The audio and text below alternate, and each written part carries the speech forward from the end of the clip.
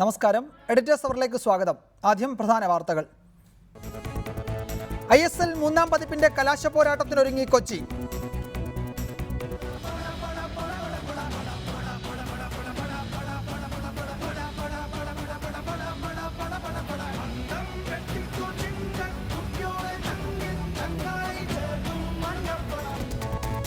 Kerala Blasters കടുത്ത പരിശീലനത്തിൽ. കളി കാണാൻ സച്ചിനും ഗാംഗുലിയും എത്തും. 10 ഇരട്ടി വില ഈടാക്കി കരിഞ്ചന്തയിൽ ടിക്കറ്റുകൾ.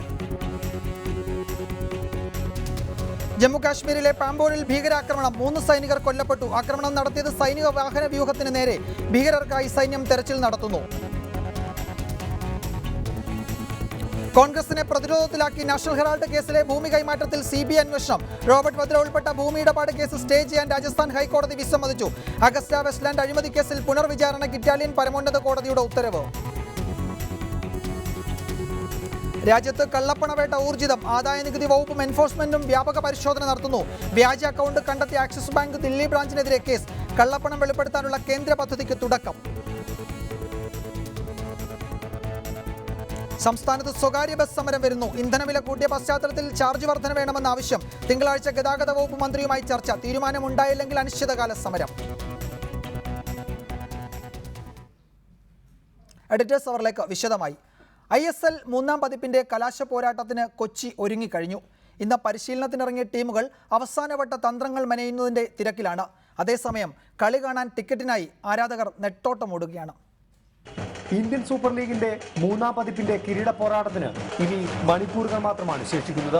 സ്വന്തം ആരാധകർക്ക് മുന്നിൽ കപ്പുയർത്താനാകുമെന്ന ശുഭാപ്തി വിശ്വാസത്തിലാണ് കേരള ബ്ലാസ്റ്റേഴ്സ്.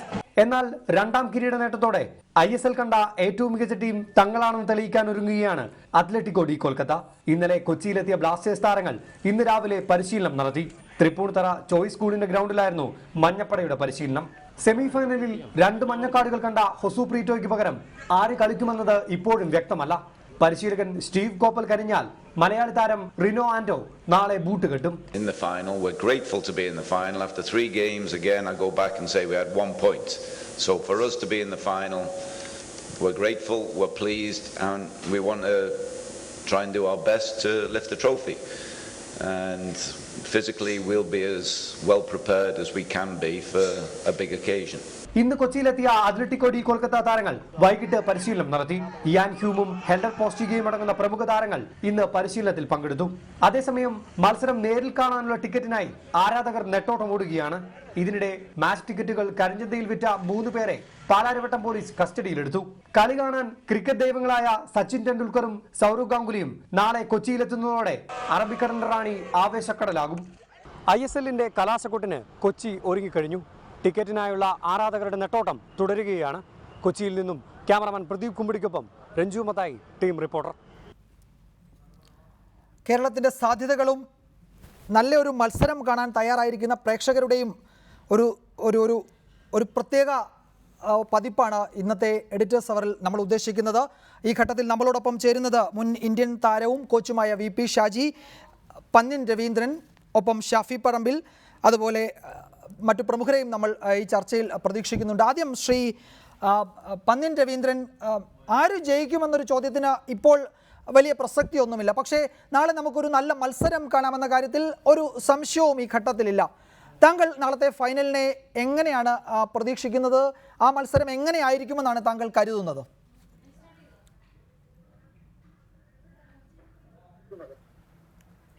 കേരള ബ്ലാസ്റ്റേഴ്സ് നമ്മളെല്ലാം മനസ്സിലുണ്ടല്ലോ. നമ്മളെല്ലാവരും ആഗ്രഹിക്കുന്ന ബ്ലാസ്റ്റേഴ്സ് ജയിക്കണമെന്നാണ്. തുടക്കം മുതൽ ഇതുവരെയുള്ള അവരുടെ കളികൾ പരിശോധിച്ചാൽ ഓരോ കളിയിലും ടീം പ്രകടമായ മാറ്റത്തിലാണ്. അവസാന സെമിഫൈനൽ മത്സരത്തിൻ്റെ രണ്ടാം പാദം മത്സരത്തിൽ ടീം നന്നായി കളിച്ചു എന്ന് പറയാം.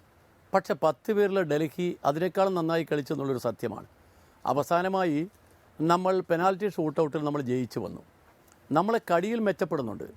അതിൽ നിന്ന് വ്യത്യാസമായിരിക്കും കൊച്ചിയിൽ കളിക്കുമ്പോൾ ഒരു പ്രത്യേകത, ഏതൊരു കളിക്കാരനും ആവേശക്കടലിലായിരിക്കും.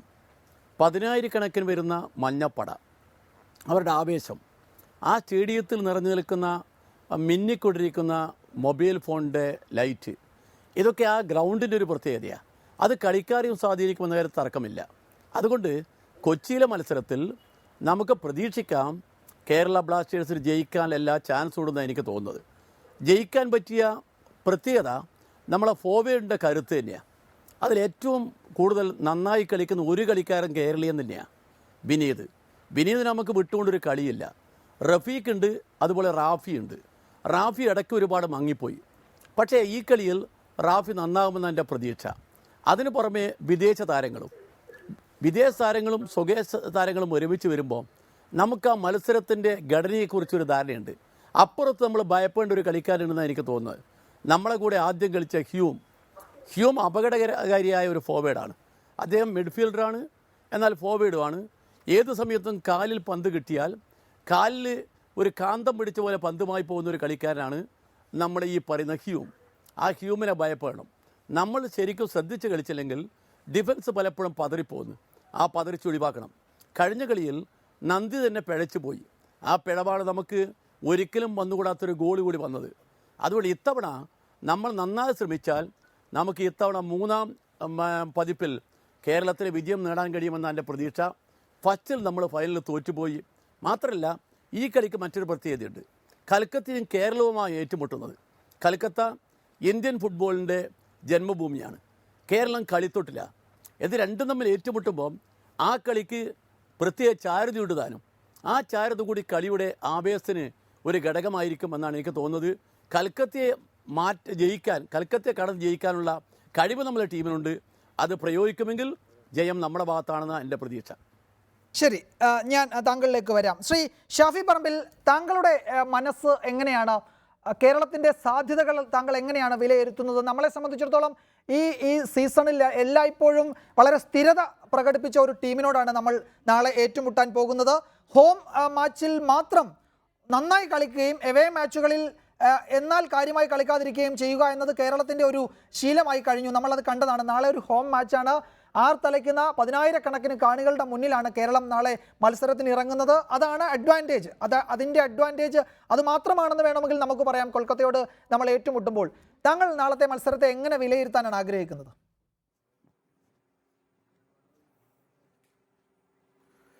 അല്ല, കൊൽക്കത്ത ഈ പതിപ്പിൽ മാത്രമല്ല, ഈ ISLന്റെ 3 പതിപ്പുകളിലും, ഒന്നാമത്തെ പതിപ്പിലും നമുക്കറിയാം, ഇതിപ്പോൾ 3ാമത്തെ പതിപ്പിലും നമുക്കറിയാം, ഏറ്റവും കൺസിസ്റ്റന്റ് ആയിട്ടുള്ള പെർഫോമൻസ് കാഴ്ചവെക്കുന്ന ഒരു ടീമാണ് കൊൽക്കത്ത. അല്ല, ഏറ്റവും കൂടുതൽ പ്രൊഫഷണലായി ഈ സൂപ്പർ ലീഗിനെ സമീപിച്ച ഒരു ടീമും കൂടിയാണ്. അവരുടെ ഇൻഫ്രാസ്ട്രക്ചറിന്റെ കാര്യവും അവരുടെ ടീമിന്റെ കാര്യവും അവരുടെ പ്ലേയേഴ്സിന്റെ കാര്യത്തിലൊക്കെ വളരെ പ്രൊഫഷണൽ ആയിട്ടുള്ള ഒരു അപ്രോച്ചാണ്. നമ്മൾ സെക്കൻഡ് സീസൺ തീരെ നിറമങ്ങിപ്പോയി. വലിയ അവ്യക്തത നമ്മുടെ ഓണർഷിപ്പിനെ സംബന്ധിച്ച് ഓണേഴ്സിന്റെ ഇടയിലൊക്കെ ഉണ്ടായിരുന്നു. ഇപ്പോൾ ഈ സീസണിന്റെ തുടക്കത്തിൽ പോലും നമ്മുടെ മാർക്കി പ്ലെയറെ നമുക്ക് ആദ്യം കളിപ്പിക്കാനൊന്നും കഴിഞ്ഞില്ല. പക്ഷെ ഇപ്പം നമ്മൾ സ്ഥിതി മെച്ചപ്പെട്ടു വന്നു. നമുക്ക് നമ്മുടെ ക്യാപ്റ്റന്റെ നേതൃത്വത്തിലുള്ള ജിങ്കാന്റെയും ഹ്യൂസിന്റെയും നേതൃത്വത്തിലുള്ള ഡിഫൻസ് തന്നെയാണ് നമ്മുടെ ഏറ്റവും വലിയ സ്ട്രെങ്ത് എന്നാണ് എൻ്റെ വിശ്വാസം. ഇപ്പം മുംബൈക്കെതിരായിട്ടുള്ള 5-0 തോൽവി ഒഴിച്ചു നിർത്തിയാൽ നമ്മൾ ഒരുപാട് ഗോളുകൾ വഴങ്ങിയ ഒരു ടീമല്ല. അപ്പം നമ്മൾ അറ്റാക്ക് ചെയ്ത് ഒരുപാട് ഗോളുകൾ നേടിയതിനേക്കാളും നമ്മുടെ ഡിഫൻസിന്റെ സ്ട്രെങ്ത് കൊണ്ട് നമ്മൾ ലീഗിൽ നിലനിൽക്കുകയും പലപ്പോഴും 1-0 മറ്റോ ചെറിയ സ്കോറിന് ജയിച്ചു വന്ന് നമ്മൾ മറ്റ് സെമി ഫൈനലിന്റെയും മറ്റും പ്രഷറിനെ അതിജീവിച്ച് അവസാന 4-ലെത്തി. സെമി ഫൈനലിലും നമ്മൾ ഷൂട്ട് ഔട്ട് ഉൾപ്പെടെയുള്ള പ്രഷറിനെ അതിജീവിച്ച് ഇപ്പോൾ ഫൈനലിലെത്തി നിൽക്കുക. അപ്പം ഇതിനെ 2 തരത്തിൽ കാണാൻ കഴിയും. ഒന്ന്, നമ്മൾ ഹൃദയം കൊണ്ട് ഇതിനെ കാണുമ്പോൾ തീർച്ചയായിട്ടും ആർത്തലക്കുന്ന സ്റ്റേഡിയത്തിനകത്തുള്ള 10,000-50,000-ഓളം കാണികളും പുറത്തുള്ള കോടിക്കണക്കിനായ ആളുകളും ആഗ്രഹിക്കുന്നതിനോടൊപ്പം അവരുടെ മനസ്സിന്റെ പ്രാർത്ഥനയോടൊപ്പം കേരളത്തിന്റെ കളിക്കാർക്ക് പെർഫോം ചെയ്യാൻ സാധിച്ചാൽ കേരളം ജയിക്കണേ, ബ്ലാസ്റ്റേഴ്സ് ജയിക്കണേ എന്നുള്ള ആഗ്രഹവും പ്രാർത്ഥനയും നമുക്ക് എല്ലാവർക്കും ഉണ്ട്. നമ്മുടെ ഹൃദയം നമ്മളോട് പറയുന്നതും നമ്മുടെ വികാരം നമ്മളോട് പറയുന്നതും അതാണ്. പക്ഷെ ഞാനൊരു ഫുട്ബോൾ എക്സ്പേർട്ട് ഒന്നുമല്ല. തലച്ചോറ് ഉപയോഗിച്ച് ഫുട്ബോളിനെ വിലയിരുത്തുന്ന ഒരാളെ സംബന്ധിച്ചിടത്തോളം കൊൽക്കത്തയെ റൈറ്റ് ഓഫ് ചെയ്യാൻ സാധിക്കില്ല. അവര് വളരെ കേപ്പബിൾ ആയിട്ടുള്ള, അവർ വളരെ പ്രൊഫഷണൽ ആയിട്ട് ഈ കളിയെയും ഈ ലീഗിനെയും അപ്രോച്ച് ചെയ്തിട്ടുള്ള ഒരു ടീമാണ്. അപ്പൊ അവരുടെ മുമ്പിൽ നമ്മുടെ ഡിഫൻസ് പതറി പോവാതിരിക്കാനും ഈ പറയുന്ന ആർത്തലക്കുന്ന കാണികളുടെ മുമ്പാകെ ആവശ്യത്തോടെ മുന്നോട്ട് പോകുമ്പോൾ നമ്മുടെ സ്ട്രെങ്ത്തിൽ, നമ്മുടെ ബേസിക് സ്ട്രെങ്ത്തിനകത്ത് വീഴ്ചകൾ വരുത്താതെ അവരെ പൂട്ടിയിടാനും കഴിഞ്ഞാൽ നമ്മുടെ നമ്മുടെ നമ്മുടെ ഫോർവേഡ്സും അതുപോലെ തന്നെ നമ്മുടെ മിഡ്ഫീൽഡേഴ്സും കുറച്ചും കൂടെ അറ്റാക്കിംഗ് ആയിട്ട് മുമ്പോട്ട് വരികയും ചെയ്തു കഴിഞ്ഞാൽ നമുക്ക് അവരുടെ പ്രഷറിനെ അതിജീവിക്കാൻ കഴിയണമെന്നാണ് എൻ്റെ ആഗ്രഹവും വിശ്വാസവും. ശരിയാണ്, വളരെ പ്രധാനപ്പെട്ട നിരീക്ഷണമാണ്. പണ്ടൊരിക്കൽ ഇന്ത്യൻ ക്രിക്കറ്റ് ടീമിൻ്റെ പ്രകടനത്തെ പറ്റി സുനിൽ ഗവാസ്കറിനോട് ചോദിച്ചപ്പോൾ എൻ്റെ മനസ്സ് ഇന്ത്യക്കൊപ്പവും തലച്ചോറ് ഓസ്ട്രേലിയക്ക് പിന്നാലെയുമാണെന്ന് അദ്ദേഹം പറഞ്ഞതുപോലെ ഒരു മറുപടി താങ്കൾ അക്കാര്യത്തിൽ. ഞാൻ താങ്കളിലേക്ക് വരാം. ശ്രീ കമാൽ വരദൂർ, ടീം ഫോർമേഷനിൽ ഏതെങ്കിലും തരത്തിലുള്ള കാര്യമായ മാറ്റം ഈ ഘട്ടത്തിൽ നാളെ നമുക്ക് പ്രതീക്ഷിക്കാമോ? അതോ ഒരു പതിവ് ശൈലി ഏതെങ്കിലും തരത്തിലൊരു ഒരു കൊച്ചിയിലെ ഫൈനൽ മത്സരത്തിന് വേണ്ടി ആ നിലയിലൊരു ഫോർമേഷനിൽ മാറ്റം താങ്കൾ കരുതുന്നുണ്ടോ? എന്തായിരിക്കും ഒരു തന്ത്രം ടീമിൻ്റേത് എന്നാണ് നമുക്ക് ഈ ഘട്ടത്തിൽ വേണമെങ്കിൽ ഒരു ചെറിയ വിലയിരുത്തൽ നടത്താൻ അങ്ങനെ നടത്താൻ ശ്രമിച്ചാൽ എന്തായിരിക്കുമെന്നാണ് താങ്കൾ കരുതുന്നത്? അതായത് ഫോർമേഷൻ എന്നുള്ളത് തികച്ചും പരിശീലകരുടെ വിവേചനാധികാരമാണ്. അവർ ഏത് രീതിയിൽ ഫൈനലിനെ കാണും എന്നുള്ളതാണ്. പക്ഷേ സ്റ്റീവ് കോപ്പൽ എന്ന പരിശീലകന്റെ ഇതുവരെയുള്ള തന്ത്രങ്ങൾ നമ്മൾ പരിശോധിക്കുമ്പോൾ ഓരോ മത്സരത്തിലും, അതായത് അദ്ദേഹത്തിന്റെ ആവനാഴിയിൽ അസ്ത്രങ്ങൾ കൂടുതലില്ല. പ്രത്യേകിച്ച് നമുക്കറിയാം, വളരെ നന്നായി കളിക്കുന്നവർ എന്ന് പറയുന്നത്, അതായത് മൈതാനത്ത് കാലുകൊണ്ടും തലച്ചോറ് കൊണ്ടും രണ്ടുപേരുണ്ട്. ഒന്ന് ഹെങ്ബർട്ട് ആണ്, മറ്റൊന്നവരുടെ ക്യാപ്റ്റൻ അരോൺ ഹ്യൂസ് ആണ്. ഈ രണ്ടുപേര്, അതായത് ഗാലറി നിറയുന്ന കാണികളാണെങ്കിൽ അല്ലെങ്കിൽ മത്സരക്കളത്തിലെ പ്രതിയോഗികളാണെങ്കിൽ അവരെ വികാരപരമായിട്ട് നേരിടാത്തവരാണ്. അവിടെ ഈ രണ്ടുപേരെ മുൻനിർത്തി, അതായത് ഏത് ഫോർമാറ്റിലേക്ക് കോപ്പൽ പോയി കഴിഞ്ഞാലും ഈ ഡിഫൻസ് എന്നുള്ള ഫോർമാറ്റിൽ അദ്ദേഹം ഒരു മാറ്റവും വരുത്തില്ല. ഒരുപക്ഷെ ടീമിന്റെ പ്ലസും അവിടെയാണ്. നമ്മൾ ടീമിന്റെ മധ്യനിര എന്ന് പറയുമ്പോൾ ഹോസ്വിലാണ് നമ്മുടെ പ്രതീക്ഷകൾ അത്രയും ഉണ്ടായിരുന്നത്. കാരണം അത്രയും ഫ്രീ ആയിട്ട് അത്രയും വേഗതയിൽ ഇടപെട്ട് കളിക്കുന്ന ഒരു മധ്യനിരക്കാരൻ ടീമിൽ വേറെയില്ല. അതുകൊണ്ട് ഹോസു 2 മത്സരത്തിൽ യെല്ലോ കണ്ട് സസ്പെൻഷനിലാണ്. അദ്ദേഹത്തിന് നാളെ കളിക്കാനായിട്ട് കഴിയില്ല. ആ സ്ഥാനത്തേക്ക് ആര് വരും എന്നുള്ളത്, അതായത് ശരിക്കും അനുഭവ സമ്പന്നനെ അദ്ദേഹം, അതായത് സ്റ്റീവ് കോപ്പൽ ഇറക്കുമോ, അതല്ല പുതിയ താരം മീൻസ് മുൻനിരയിൽ ഇതുവരെ കളിച്ചുകൊണ്ടിരുന്ന ആരെങ്കിലും അദ്ദേഹം മധ്യനിരയിലേക്ക് പിൻവലിക്കുമോ തുടങ്ങിയ കാര്യങ്ങളൊക്കെ അദ്ദേഹത്തിൻ്റെതായ തീരുമാനമാണ്. പക്ഷെ എനിക്ക് തോന്നുന്നു കൊൽക്കത്ത എന്ന് പറയുമ്പോൾ അവര് ശരിക്കും നേരത്തെ ഷാഫി പറഞ്ഞതുപോലെ വളരെ ബുദ്ധി ഉപയോഗിച്ച്, കാരണം നമ്മുടെ ടീമിൽ ഞാൻ നേരത്തെ പറഞ്ഞ 2 പേരെ മാറ്റി നിർത്തി കഴിഞ്ഞാൽ ഈവൻ ബെൽഫോർട്ടിനെ എടുക്കുക, നാസോണിനെ എടുക്കുക, വിനീതിനെ എടുക്കുക, ഇവരൊക്കെ ഗാലറിക്കൊപ്പമോ ഗാലറിക്ക് വേണ്ടിയോ അല്ലെങ്കിൽ വളരെ ആവേശത്തോടു കൂടി വികാരപരമായി കളിക്കുന്ന ആളുകളാണെങ്കിൽ കൊൽക്കത്തൻ നിരയിൽ ഈവൻ ഇയാൻ ഹ്യൂമിനെ പോലെ വളരെ എക്സ്പീരിയൻസ്ഡ് ആയ ഒരു താരത്തെ നമ്മൾ എടുക്കുകയാണെങ്കിലും അർണാബ് മൊണ്ടലിനെ പോലുള്ള ഇന്ത്യൻ താരങ്ങളെ നമ്മൾ എടുക്കുകയാണെങ്കിലും ഹൈലി പ്രൊഫഷണൽ ആണ്. മൊളീന എന്ന കോച്ച് അവർക്ക് പറഞ്ഞു കൊടുത്തിരിക്കുന്ന കാര്യം മാത്രമല്ല, അവര് നമ്മൾ കഴിഞ്ഞ എല്ലാ മത്സരങ്ങളും നമ്മൾ നോക്കുകയാണെങ്കിലും ജയിച്ച മത്സരമാണെങ്കിൽ തോറ്റ മത്സരമാണെങ്കിൽ അമിതാവേശം ആരും പ്രകടിപ്പിക്കുന്നില്ല. എല്ലാവരും നമ്മൾ യൂറോപ്യൻ ലീഗുകളിലൊക്കെ കാണുന്നത് പോലെയുള്ള 100% പ്രൊഫഷണലിസം നടപ്പിലാക്കുന്നുണ്ട്. അപ്പോൾ അവരുടെ ആ പ്രൊഫഷണലിസം, അതാണ് അവർ ഇയാൻ ഹ്യൂമൊക്കെ പറഞ്ഞ ഒരു കാര്യം. ഗാലറിക്ക് വേണ്ടി ഞങ്ങൾ കളിക്കുന്നില്ല, അല്ലെങ്കിൽ കയ്യടിക്ക് വേണ്ടി ഞങ്ങൾ കളിക്കുന്നില്ല, പ്രതിയോഗികൾക്കെതിരെയും കളിക്കുന്നില്ല, മറിച്ച് ഞങ്ങളുടെ ഫുട്ബോൾ എന്ന് പറയുന്നത് പ്രൊഫഷണലിസം മുൻനിർത്തിക്കൊണ്ടുള്ള യഥാർത്ഥ ഫുട്ബോളാണ്. അപ്പോൾ ഇതുവരെ നേരത്തെ ഷാഫി പറഞ്ഞൊരു പോയിന്റ് കൂടി വളരെ കറക്റ്റാണ്. കാരണം ആ ടീം എന്ന് പറയുന്നത് കഴിഞ്ഞ 3 സീസണും നമ്മൾ നോക്കിക്കഴിഞ്ഞാൽ വളരെ വെൽ സെറ്റപ്പ് ആണ്, ഹൈലി, അതായത് 100% അവർ ശരിക്കും പ്രൊമോട്ടഡ് എന്നതിനേക്കാൾ ഉപരിയായിട്ട് ശരിക്കും ഗ്രൂയിങ് അപ്പായിട്ട് വരുന്ന ഒരു ടീമാണ്. അതുകൊണ്ട് ശരിക്കും എല്ലാവർക്കും പരസ്പരം അറിയാൻ നല്ല കോമ്പിനേഷൻ ഉണ്ട്. ഈ കോമ്പിനേഷനിൽ അവര് യഥാർത്ഥ ശൈലിയിൽ കളിക്കുമ്പോൾ മറുഭാഗത്ത് കോപ്പലിന്റെ സമാധാന ഫുട്ബോൾ, ഈ 2 ശൈലിയുമാണ് നാളെ ഏറ്റുമുട്ടാൻ പോകുന്നത്. എന്തായാലും വികാരത്തോടെ കളിക്കാതെ സമചിത്തതയോടെ കളിക്കുന്ന പക്ഷം എനിക്ക് തോന്നുന്നു ബ്ലാസ്റ്റേഴ്സിന് മുൻതൂക്കമുണ്ട്. താങ്കൾ തുടരണം, ഞാൻ വരാം താങ്കളിലേക്ക് വേഗത്തിൽ. ഇപ്പോൾ മുൻ ദേശീയ താരം വി പി ഷാജി തിരുവനന്തപുരം സ്റ്റുഡിയോയിലുണ്ട്. ശ്രീ വി പി ഷാജി, താങ്കൾക്ക് ഈ 2 കേളി ശൈലികളും സൂക്ഷ്മമായി പരിശോധിക്കാൻ പറ്റിയിട്ടുള്ള ഒരാൾ കൂടിയാണല്ലോ. പ്രതിരോധത്തിൽ ഊന്നിയ ഒരു ശൈലിയാണ് കേരളം, പ്രത്യേകിച്ചും പുതിയ കോച്ചിൻ്റെ നേതൃത്വത്തിൽ നമ്മൾ ശീലിച്ചു പോന്നിട്ടുള്ളത് അങ്ങനെയാണ്. ആ ശൈലി നാളെ ഒരുപക്ഷെ ലാറ്റിൻ അമേരിക്കൻ ശൈലിയുമായി യോജിച്ച് നിൽക്കാവുന്ന ഒരു സമീപനമാണ് കൊൽക്കത്ത സ്വീകരിച്ചു പോന്നിട്ടുള്ളത്. പാസുകളിലൂടെ മുന്നോട്ട് പോവുക, അങ്ങനെ ഒരു ചിലന്തി വല നെയ്യുന്നത് എന്ന് നമ്മൾ ഫുട്ബോളിൽ പലപ്പോഴും പറയാറുള്ളത് പോലത്തെ ഒരു സമീപനം കൊൽക്കത്തയുടെ ഭാഗത്തുനിന്നുണ്ടാകും. 2 കേളി ശൈലികൾ, 2 ശൈലികൾ തമ്മിലുള്ള ഏറ്റുമുട്ടൽ കൂടിയാണ് നാളത്തെ മത്സരം. തികച്ചും നല്ലൊരു മത്സരം കാണികൾക്ക് കാണാൻ കഴിയുമെന്ന കാര്യത്തിൽ ഒരു സംശയവുമില്ല. ഈ ഘട്ടത്തിൽ നമുക്ക് മതിയായതാണോ ഈ പ്രതിരോധത്തിലൂന്നിയുള്ള ഈ സമീപനം, ഈ തന്ത്രം കൊൽക്കത്തയോട് വിജയിക്കാൻ അല്ലെങ്കിൽ കൊൽക്കത്തയോട് ഏറ്റുമുട്ടാൻ പര്യാപ്തമായ ഒരു തന്ത്രമാണോ? അത് കോച്ചിൻ്റെ സമീപനമാണ്, അതിൽ തർക്കമൊന്നുമില്ല, തീരുമാനം അദ്ദേഹത്തിൻ്റെതാണ്. എങ്കിൽ പോലും ഒരു നിരീക്ഷകൻ എന്ന നിലയിൽ താങ്കൾ അതിനെ എങ്ങനെയാണ് വിലയിരുത്തുന്നത്?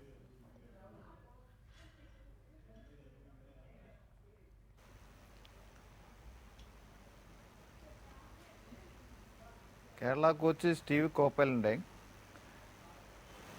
കയ്യിലുള്ള കളിക്കാരെ വെച്ചുകൊണ്ട് അവരിൽ ഏറ്റവും നല്ല മികച്ച കളിക്കാരുള്ളത് ഡിഫെൻസീവ് സ്ട്രെങ്താണ്.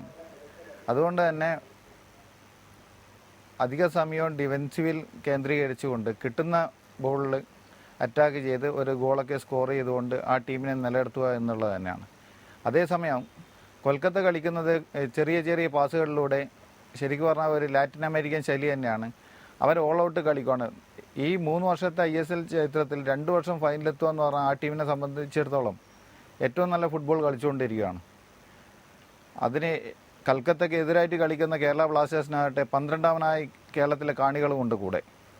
അത് സ്റ്റീവ് കോപ്പൽ തന്നെ പറഞ്ഞിട്ടുണ്ടായിരുന്നു, നമ്മുടെ ഏറ്റവും വലിയ ശക്തി കാണികളാണ്. അതിനനുസരിച്ച് വിനീതിൻ്റെ വരവും ഈ ഡിഫെൻസീവിൻ്റെ സ്ട്രെങ്ത്തും കൂടി കേരള ബ്ലാസ്റ്റേഴ്സിനെ ആകെ മാറ്റിമറിച്ചിരിക്കുകയാണ്. തുടക്കത്തിൽ വളരെ മന്ദഗതിയിലായിരുന്നു ടീമിൻ്റെ പെർഫോമൻസ്. അതൊക്കെ മാറ്റി സ്റ്റീവ് കോപ്പലിൻ്റെ തന്ത്രങ്ങൾ തന്നെയാണ് വിജയിച്ചുകൊണ്ടിരിക്കുന്നത്. ശ്രീ പന്ന്യൻ രവീന്ദ്രൻ, താങ്കൾക്ക് ഈ ടീമിൻ്റെ ISL മുഴുവൻ പ്രകടനങ്ങളും ഒന്ന് വിലയിരുത്തിയാൽ എങ്ങനെ അതിനെ പറയാൻ കഴിയും? ആദ്യ സീസണിലാണെങ്കിലും തോൽവിയോടെ തുടങ്ങി, പിന്നീട് അത്ഭുതകരമായി ഇത് കളിച്ചു മുന്നേറി ഫൈനലിലെത്തി. ഫൈനലിൽ നമ്മൾ പരാജയപ്പെട്ടു. ഇവിടെയും സമാനമായ ഒരു അവസ്ഥയാണ്. തുടക്കത്തിൽ നമ്മൾ വളരെ പിന്നിലായിരുന്നു. 5 കളിയിൽ നിന്ന് 5 പോയിന്റ്, അങ്ങനെ എടുത്തു പറയാനായി നേട്ടമൊന്നുമില്ല. സച്ചിൻ ടെണ്ടുൽക്കർക്ക് പേരുദോഷം കേൾപ്പിക്കാൻ ഒരു ടീമെന്നായിരുന്നു അന്ന് വിമർശകർ ഇതിനെപ്പറ്റി വിലയിരുത്തിയത്. അതിൽ നിന്നും അത് അത്ഭുതകരമായി ഉയർത്തെഴുന്നേറ്റു ഫൈനലിലേക്ക് വന്നിരിക്കുന്നു.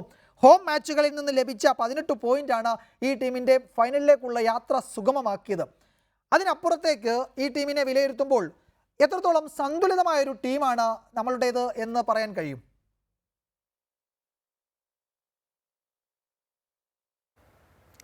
അല്ല, നിങ്ങൾ ഓരോ കളിയെക്കുറിച്ച് നമ്മൾ ശരിക്കും പരിശോധിച്ചാൽ മതി. നമ്മളെ ടീം ഡിഫൻസിൽ ഊന്നി നിൽക്കുന്നു എന്നൊരാക്ഷേപമാണ് പൊതുവിൽ പറയുന്നത്.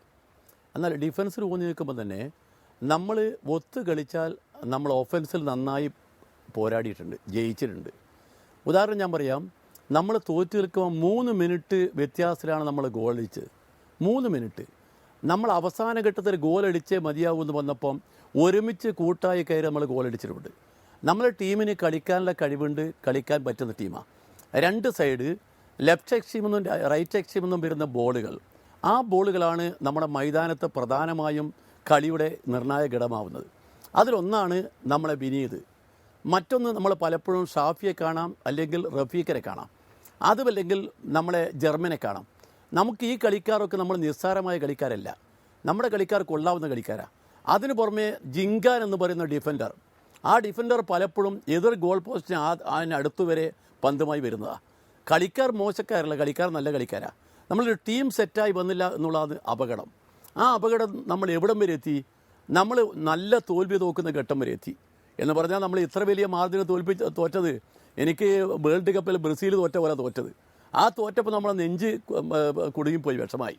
എന്നാൽ ഇപ്പോൾ തിരിച്ചു വന്നിരിക്കുന്നു. ആ തിരിച്ചു വരവ് ഒരു ചെറിയ കാര്യമല്ല. കളി എപ്പോഴും നമ്മൾ പോകുമ്പോൾ ഏത് കളിക്കാരും ധരിക്കുന്നത് എന്താ? ജയിച്ചു വരുന്ന, ജയിക്കാനാണ് 2 ടീമും കളിക്കുന്നത്. അപ്പോൾ കേരളത്തിൻ്റെ ഹൃദയഭാഗത്ത് കൊച്ചിയിൽ നടക്കുന്ന മത്സരത്തിൽ കേരളത്തിൻ്റെ കളിക്കാർ ഉൾപ്പെടെയുള്ള ടീമിന് ജയിച്ചേ മതിയാവൂ. ആ ജയിക്കാൻ വേണ്ടിയുള്ള കളി അവർ കളിക്കും. അങ്ങനെ കളിച്ചാൽ റിസൾട്ട് ഉണ്ടാക്കാനും കഴിയും എന്ന ബോധ്യം എനിക്കുണ്ട്. കാരണം നമ്മൾ പറയുന്നത്, ഇപ്പോൾ ഷാജി പറഞ്ഞ പോലെ, നമ്മൾ പാസിൽ നേരത്തെ ഇപ്പോൾ സംസാരിച്ച പോലെ പാസിൽ നമ്മൾ പലപ്പോഴും പിറകോട്ടായിരിക്കും. നമ്മുടെ കളിശൈലി വേറെയാണ്. നമ്മൾ പലപ്പോഴും ഹൈ ബോളാണ് കളിക്കുന്നത്, ഗ്രൗണ്ട് ബോൾ നമ്മൾ മോശമാണ്. ആ ഗ്രൗണ്ട് ബോളും ഹൈ ബോളും തമ്മിലുള്ള വ്യത്യാസം പല കളികളും നമുക്ക് പ്രകടമായി കാണാം. എന്നാൽ ചില സമയത്ത് നമ്മൾ അതുപോലെ കളിച്ചിട്ടുണ്ട്. ഡൽഹിയോട് കളിച്ച ചില സമയങ്ങളിൽ കളി കണ്ടോ? ആ കളി ഒരു നിർണായക നിമിഷത്തിൽ എടുക്കാവുന്ന കളിയാണ്.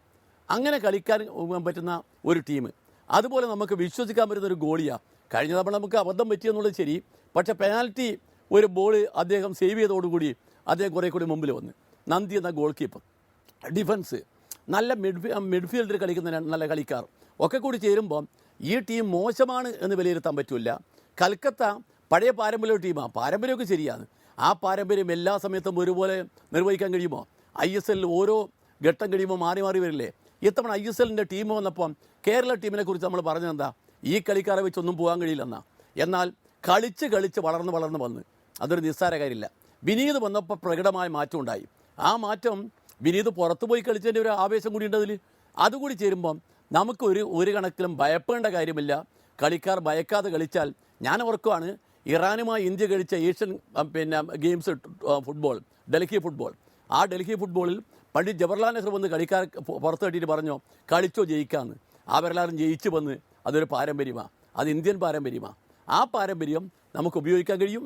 കേരള ഫുട്ബോളിൻ്റെ ചൈതന്യം നമ്മുടെ കൂടെയുണ്ട്. സച്ചിൻ തെണ്ടുൽക്കർ ആരാധകർ ഒരുപാടുണ്ട്. ഈ കളിക്കാരെല്ലാം മഞ്ഞക്കുപ്പായക്കാർ ഒരു പടയായി വരുമ്പോൾ ഒരു കളി ടീമിൻ്റെ ആവേശം തന്നെയാണ്. നമ്മൾ കണ്ടല്ലോ ഡൽഹിക്ക് ആവേശം, ഡൽഹിക്ക് വേണ്ടി അവിടെ വിളിച്ചു പറയാൻ ആളുകളുണ്ടായിരുന്നു ആ ഗ്രൗണ്ടിൽ. എന്നാൽ ഇവിടെ നമ്മുടെ ആളുകളാണ്. അതൊരു വലിയ അനുകൂല ഘടകമാണെന്ന് എനിക്ക് തോന്നുന്നു. ആ ഘടകം ഉപയോഗിച്ചാൽ നമ്മൾ ജയിച്ചു വരും. ഇത്തവണ ISL നമ്മുടെ കയ്യിലാവും എന്ന കാര്യമാണ് എൻ്റെ മനസ്സിലിപ്പം പറയുന്നത്. ശ്രീ ഷാഫി, ഞാൻ ഇന്ന് ചില ഫുട്ബോൾ വിദഗ്ധരും അതുപോലെ എഴുത്തുകാരും മാധ്യമപ്രവർത്തകരും ഒക്കെ പറയുന്നുണ്ടായിരുന്നു, കേരളത്തിൻ്റെ പ്രകടനത്തെ വിനീതിന് മുമ്പും വിനീതിന് ശേഷവും എന്ന് വേണമെങ്കിൽ നമുക്കിനി പറയാം. അത്രത്തോളം ആ കളിക്കാരനെ ആശ്രയിക്കാൻ കോച്ചിന് കഴിയും, ആ ടീമിന് കഴിയും. ആ നിലയിലൊരു നട്ടലായി ആ മലയാളി താരത്തിന് വളരാൻ കഴിഞ്ഞിട്ടുണ്ട്. ഇതുവരെയുള്ള പ്രകടനം നോക്കുമ്പോൾ പൊതുവെ നമ്മുടെ കേരളത്തിലെ മലയാളി താരങ്ങളുടെ പ്രകടനം എങ്ങനെയാണ്? അവർക്ക് ഒരുപക്ഷെ ഈ ഹോം മാച്ചുകളിൽ ഏറെ പ്രാധാന്യമുണ്ട്. അവരാണ് അതിലെ ഏറ്റവും ശ്രദ്ധാകേന്ദ്രവും. നാളെയും മാറ്റമൊന്നും ഉണ്ടാകില്ല. വിനീതിൽ കേന്ദ്രീകരിച്ചായിരിക്കും നമ്മളുടെ ഒരു പ്രതീക്ഷകൾ ഇപ്പോൾ തന്നെ നമ്മൾ പങ്കുവയ്ക്കുന്നത്. കേരളത്തിലെ അല്ലെങ്കിൽ കേരളത്തിൽ നിന്നുള്ള കളിക്കാരുടെ പ്രകടനത്തെ ഷാഫി എങ്ങനെയാണ് ഇതുവരെയുള്ള മത്സരങ്ങളിൽ നിന്ന് വിലയിരുത്താൻ ആഗ്രഹിക്കുന്നത്?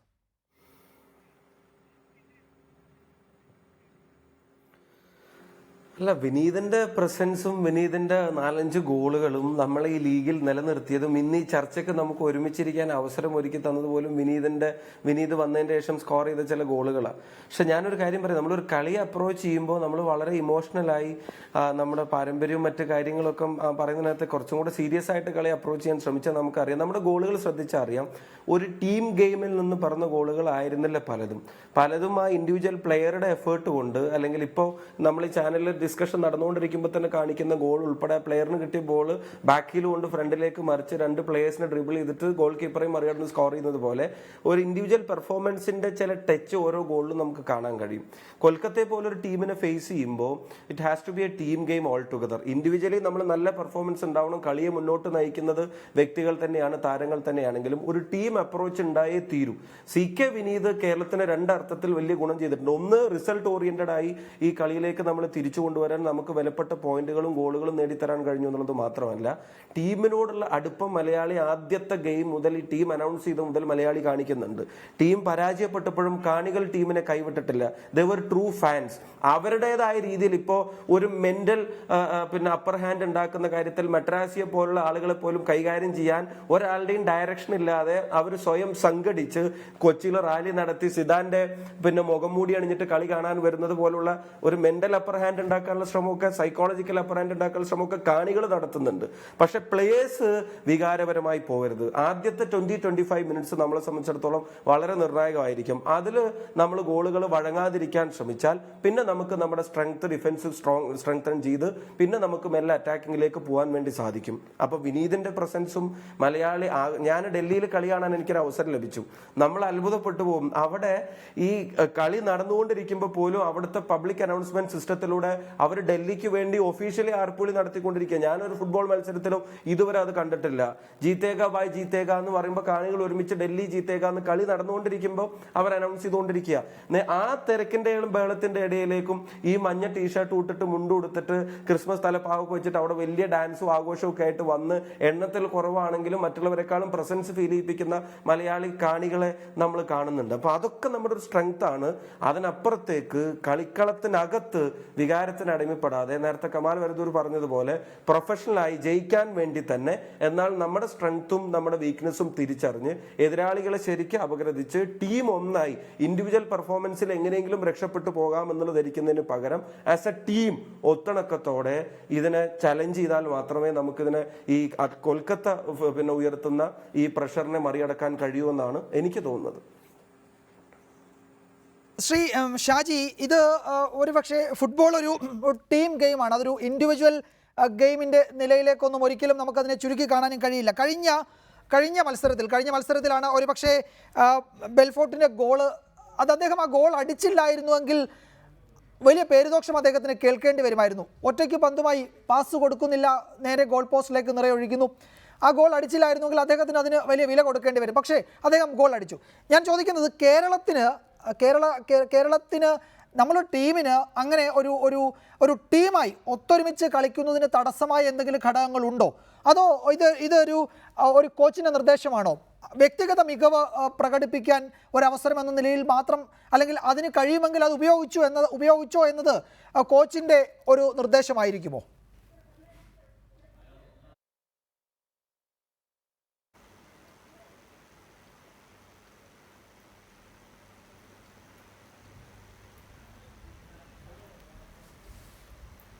ശ്രീ ഷാജി, താങ്കളോടായിരുന്നു. ഫുട്ബോൾ എന്നും ഒരു ടീം ഗെയിമാണ്. അപ്പോൾ എല്ലാവരും ഒരുപോലെ അധ്വാനിച്ചു കഴിഞ്ഞാൽ മാത്രമേ ടീമിന് റിസൾട്ട് ഉണ്ടാക്കാൻ സാധിക്കുള്ളൂ. അതിൽ നിന്ന് വ്യത്യസ്തമായി ഇൻഡിവിജ്വൽ ഗെയിമിലേക്ക് പോകും തോറും ഒറ്റപ്പെട്ടു പോവുകയാണ്. അത്തരമൊരു അപകടം നമ്മുടെ ടീമിന് നേരിടുന്നുണ്ടോ? ഇൻഡിവിജ്വൽ ഗെയിം ആരെങ്കിലും അതിന് ശ്രമിക്കുന്നുണ്ടോ? അങ്ങനെ ഒരു അപകടം നമ്മുടെ ടീമിനുണ്ടോ?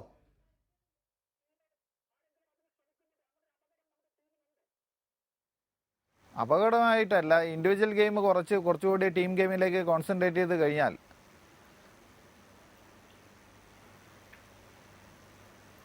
ശരി, ഞാൻ വരാം. ചില സാങ്കേതിക പ്രശ്നങ്ങൾ അവിടെ ഉണ്ടെന്ന് തോന്നുന്നു. ശ്രീ പന്ന്യൻ രവീന്ദ്രൻ, നമുക്ക് ടീമിനെ ഒന്ന് മാറ്റി നിർത്തി കോച്ചിൻ്റെ കാര്യം കണക്കിലെടുത്താൽ കോപ്പൽ എന്ന ഒരു മാന്ത്രികൻ എന്നാണ് അദ്ദേഹത്തെ നമ്മുടെ മലയാളി ആരാധകർ ഇപ്പോൾ വിളിക്കുന്നത്.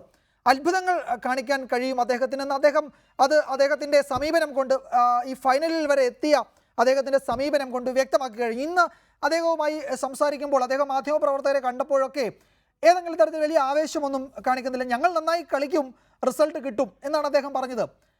അദ്ദേഹത്തിൻ്റെ ഈ രീതിയിലേക്ക് ടീമിനെ മോൾഡ് ചെയ്ത് കൊണ്ടുവരുന്നതിൽ ആ കോച്ചിനുള്ള പങ്ക് ക്രിക്കറ്റിലെ പോലെ അല്ല എന്ന് നമുക്ക് എല്ലാവർക്കും അറിയാം. ഫുട്ബോളിൽ അത് വളരെ പ്രധാനപ്പെട്ടതാണ്. അദ്ദേഹത്തെ മാത്രം എടുത്ത് പരിശോധിച്ചാൽ എത്ര മാർക്ക് കൊടുക്കും ആ കോച്ചിന് താങ്കൾ?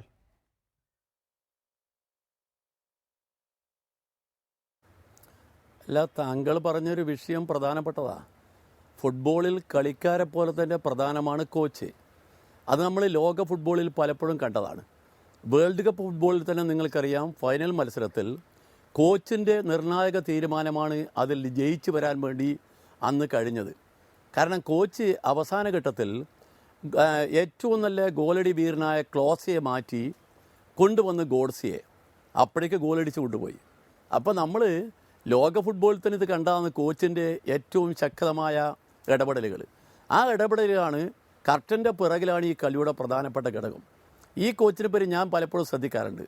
അദ്ദേഹം അക്ഷോഭ്യനാണ്. അദ്ദേഹം ഒരുപാട് ആവേശം കാണിക്കാറില്ല. കളിക്കാരോട് അങ്ങനെ കളിക്കുക ഇങ്ങനെ കളിക്കുക എന്ന് പറഞ്ഞിട്ട് കാണിക്കാനില്ല. പക്ഷേ അദ്ദേഹം സന്ദർഭത്തിനനുസരിച്ച് ഇടപെടാറുണ്ട്. ആ ഇടപെട്ടത് വിജയം കണ്ടിട്ടുണ്ട്.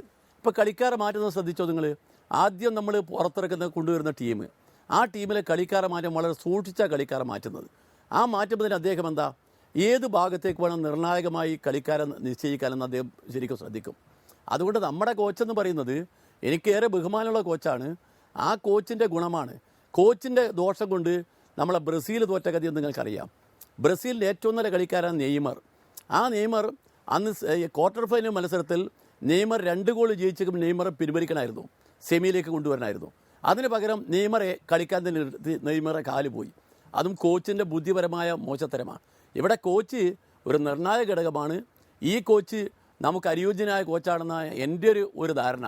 കളിക്കാരെ മാനസികമായി അവരെ ബലപ്പെടുത്തി കളിയിൽ കുറേ കൂടി ശാസ്ത്രീയമായി അവരെ പ്രകടനം കാഴ്ചവെക്കാൻ വേണ്ടി അവരോട് മാനസികമായി വളർത്തിയെടുക്കാൻ അദ്ദേഹം ശ്രമിക്കാറുണ്ടെന്നാണ് എൻ്റെ ബോധം. അതാണ് ഈ പറഞ്ഞ മത്സരങ്ങളിലെല്ലാം നമ്മൾ കണ്ടത്. ആ കളിയിലെല്ലാം നമ്മുടെ കോച്ചിൻ്റെ നിർണായക സ്വാധീനം പ്രകടമായിരുന്നു. അത് ഈ ഫൈനലിലും കാണുമെന്നാണ് എൻ്റെ പ്രതീക്ഷ. ഷാഫി, നമ്മളെ സംബന്ധിച്ചിടത്തോളം ഏറെ ബുദ്ധിമുട്ടുണ്ടാക്കിയത് മുംബൈ FC-യുമായുള്ള പരാജയമായിരുന്നു. 5 ഗോളിനാണ് നമ്മൾ അവിടെ പരാജയപ്പെട്ടത്. ഒരു പക്ഷേ ഫോർലാൻഡ് ഒരു ടീമുമായി തോറ്റു എന്ന് വേണമെങ്കിൽ നമുക്ക് പറയാം. ഒരു ലോക ഫുട്ബോളിലെ ഇതിഹാസ താരം കളിച്ച ഒരു മത്സരം, അതിൽ നമ്മൾ പരാജയപ്പെട്ടു. പക്ഷേ എങ്കിൽ പോലും ആ പരാജയം വലിയ തോതിൽ ടീമിനെ ചിന്തിപ്പിച്ചു എന്ന് തോന്നുന്നു. പിന്നീട് നമ്മൾ ആ പരാജയത്തിൽ നിന്നും ചിലതൊക്കെ ഉൾക്കൊണ്ടിട്ടുണ്ട്. പിന്നീട് ഉണ്ടായ മത്സരങ്ങളിൽ പാളിച്ചകൾ പരമാവധി തിരുത്താനും ശ്രമിച്ചിട്ടുണ്ട്. ആ നിലയിൽ ഒരു തിരുത്തൽ പ്രക്രിയ നന്നായി ഇണങ്ങുന്ന അല്ലെങ്കിൽ അതിന് വഴങ്ങുന്ന ഒരു ടീമും ആ നിലയിൽ ഫ്ലെക്സിബിളായ ഒരു കോച്ചും അതിനൊപ്പം നിൽക്കുന്ന കളിക്കാരും, അതാണോ ഏറ്റവും വലിയ മേന്മ ഈ ടീമിന് അവകാശപ്പെടാനുള്ളത്?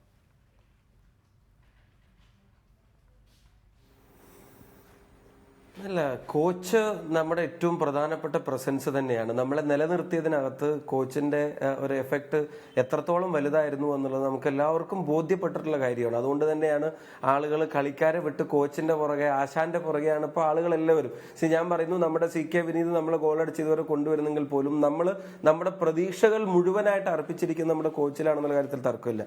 ഞാൻ നേരത്തെ സൂചിപ്പിച്ചൊരു കാര്യം, നമ്മുടെ സ്ട്രെങ്ത് നമ്മുടെ ഡിഫൻസ് ആണ്. അന്ന് നമ്മുടെ ക്യാപ്റ്റൻ കളിച്ചില്ല എന്നാണ് എൻ്റെ ഓർമ്മ. മുംബൈക്കെതിരായിട്ടുള്ള മത്സരത്തിൽ അവിടെ വന്നൊരു പാളിച്ച നമ്മളെ മെന്റലി തളർത്തി 5 ഗോളിന് നമ്മൾ പുറകോട്ട് വരുന്ന ഒരു സാഹചര്യം ആ മത്സരത്തിലുണ്ടായി.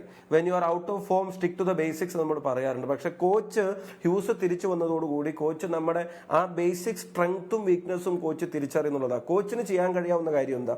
അവൈലബിൾ ആയിട്ടുള്ള റിസോഴ്സിനെ ഏറ്റവും എഫക്റ്റീവ് ആയിട്ട് യൂട്ടിലൈസ് ചെയ്യുക എന്നുള്ളതാണ് കോച്ചിന്റെ ഏറ്റവും പ്രധാനപ്പെട്ട റോളായിട്ട് വരുന്നത്.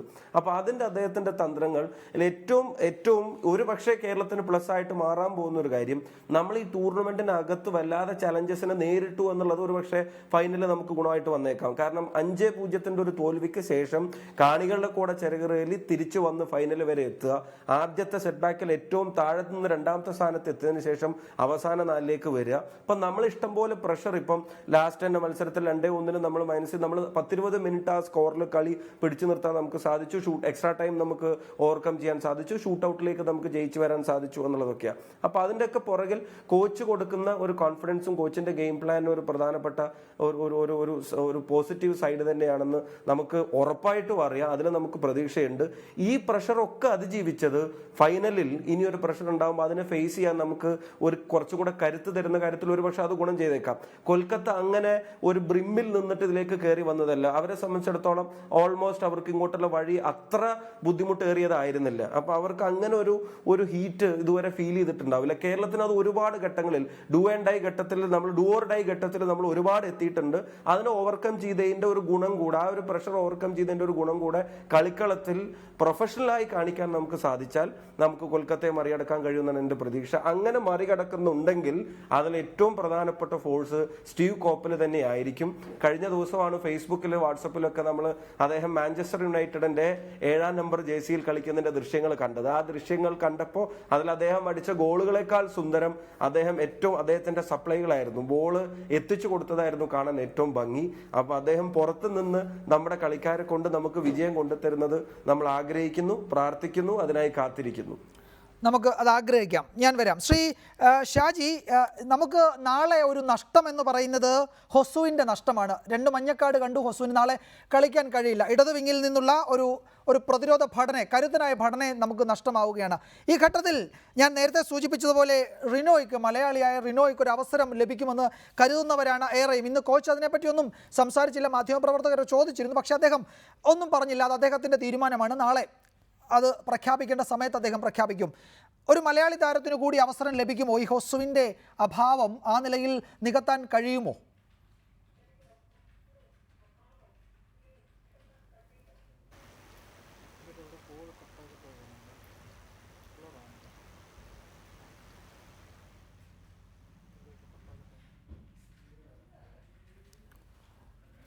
ശ്രീ ഷാജി, താങ്കളോടായിരുന്നു ഞാൻ ചോദിച്ചത്.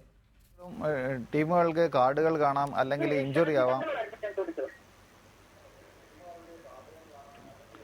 കാർഡുകൾ കാണാം, അല്ലെങ്കിൽ ചിലപ്പോൾ ഇഞ്ചുറി വരാം. അപ്പോൾ ചിലപ്പോൾ ചില പ്ലെയറുകൾ ഔട്ടാവാം.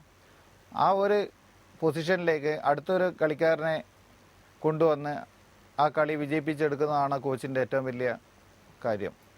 ഇവിടെ സ്റ്റീവ് കോപ്പൽ വളരെയധികം ഓപ്പോണന്റ് ടീമിനെ കുറിച്ച് നല്ലവണ്ണം ഹോംവർക്ക് ചെയ്തുകൊണ്ടാണ് ഓരോ കളിയിലും ഇറങ്ങുന്നത്. അതിനനുസരിച്ചുള്ള മാറ്റങ്ങളും അദ്ദേഹം കളിക്കളത്തിൽ കളിക്കാരെ മാറ്റിക്കൊണ്ടിരിക്കുകയാണ്. തീർച്ചയായിട്ടും റിനോ ആൻഡ് വന്നു കഴിഞ്ഞാൽ എല്ലാ കളിക്കാർക്കും അതിൻ്റെ ഓരോ ദിവസങ്ങളിൽ ചിലപ്പം നന്നായി പെർഫോം ചെയ്യാം, ചിലപ്പോൾ മോശമാകാം. പക്ഷേ എനിക്ക് തോന്നുന്നത് കേരളത്തിൽ വെച്ച് നടക്കുന്ന ഇത്രയും കാണികളുടെ മുന്നിൽ കളിക്കാൻ ഏതൊരു കളിക്കാരനും ആഗ്രഹിച്ചുകൊണ്ടേയിരിക്കുകയുള്ളൂ. തീർച്ചയായും റിനോ ആൻഡ് വന്നു കഴിഞ്ഞാൽ നല്ലൊരു പ്രകടനം എന്തായാലും ഉണ്ടാവും എന്നാണ് എൻ്റെ ഒരു.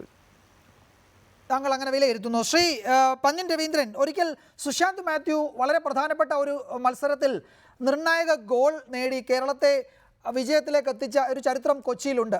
കേരളത്തിന് അത്തരമൊരു ഓർമ്മകളുണ്ട്. ആ ഓർമ്മകൾ അയവിറക്കിക്കൊണ്ട് ഞാൻ ചോദിക്കുകയാണ്, റിനോയ്ക്ക് ഒരു അവസരം നാളെ കിട്ടാനുള്ള സാധ്യതയുണ്ടോ? ഹൊസുവിൻ്റെ അഭാവത്തിൽ ആ പോസ്റ്റിലേക്ക് ഒരു പ്രതിരോധ മേഖലയിലെ ഏറ്റവും കരുത്തൻ എന്ന നിലയിൽ റിനോയുടെ പേര് പരിഗണിക്കാൻ സാധ്യത കാണുന്നുണ്ടോ? ഒരു നിരീക്ഷണം മാത്രമാണ് ഞാൻ പ്രതീക്ഷിക്കുന്നത്.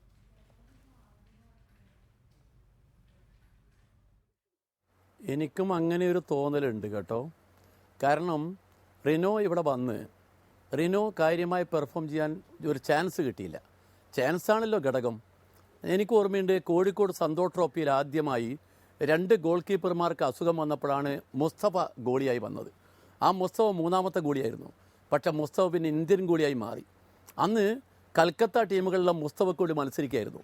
Olympian PK Banerjee sharp shoot ചെയ്തപ്പം മുസ്തഫ പൂ പോലെ പിടിച്ചു മാറ്റി ആളുകൾ കൈയടിച്ചു. അങ്ങനെ ആ മുസ്തഫൻ ഇന്ത്യ കളിക്കാരനായത്. അതുപോലെ റിനോന് ഇപ്പം വിദേശത്ത് കളിച്ച് വന്നതാ. ആ കളിയുടെ പരിചയവും ആ കളിയുടെ ബന്ധമൊക്കെ അദ്ദേഹത്തിന് കാണും. അദ്ദേഹത്തിന് പെർഫോം ചെയ്യാൻ കഴിയുന്ന എൻ്റെ പ്രതീക്ഷ.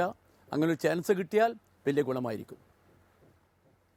ശ്രീ ഷാഫി പറമ്പിൽ, നമുക്ക് ISLനെ ഒന്ന് പൊതുവെ വിലയിരുത്തി നോക്കാം. ഇത് നമ്മുടെ ഫുട്ബോൾ സംസ്കാരത്തിൽ ഏതു തരത്തിൽ സ്വാധീനം ചെലുത്തിയിട്ടുണ്ടാകുമെന്നാണ് താങ്കൾ കരുതുന്നത്?